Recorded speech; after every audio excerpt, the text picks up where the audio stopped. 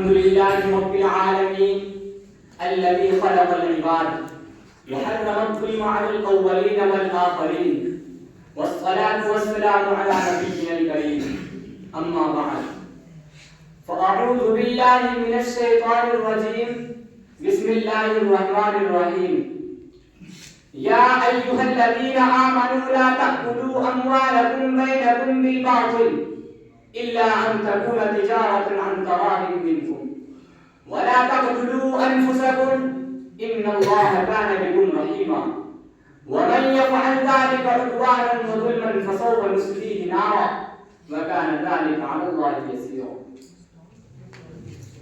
وقال سيد ولد آدم معلم البشرية نبينا محمد صلى الله عليه وسلم: أتدرون من المفلس؟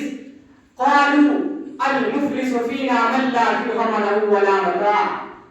قال: إن المفلس من أمتي من يأتي يوم القيامة بصلاة وصيام وزكاة، ويأتي قد شتم هذا وكذب هذا وأكل مال هذا وسفك دم هذا وضرب هذا، فيعطى هذا من حسناته وهذا من حسناته، فإن فنيت حسناته قبل أن يقضى ما عليه أخذ من خطاياهم فطرحت عليه ثم طرحت في النار.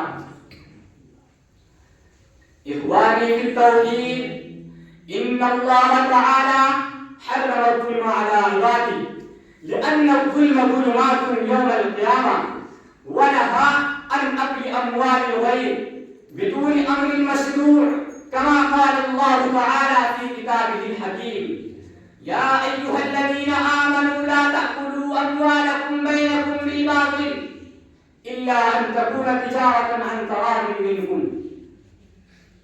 أصدقائي، أنتم تعلمون أن المال ربما يكون أحب إلى المرء من روحه، كما تعرفون أن الاعتداء على أموال الغير يورث العداوة والبغضاء فيما بين الأعضاء المجتمع البشري، بل قد يجر إلى فظائع الجرائم وكبائر الذنوب، على حين أن الاعتداء على الأنفس والأموال أقصى وأعطى وأشد جورا وظلما.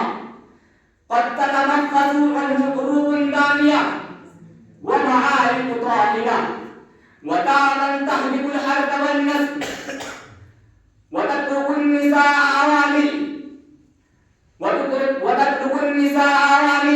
وتسلبهن أعراضهن وتجعل الأطفال أيتاما ومساكين.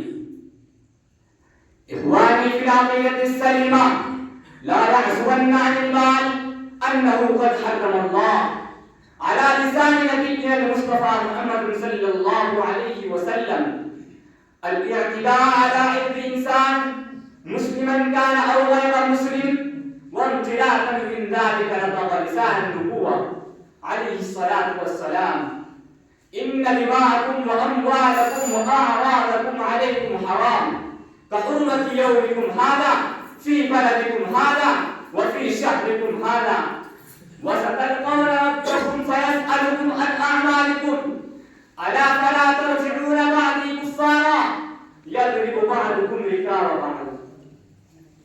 ويا إخواني، توبوا إليه في ساعتكم هذه وأنيبوا إلى الرحمن، والسلام عليكم ورحمة الله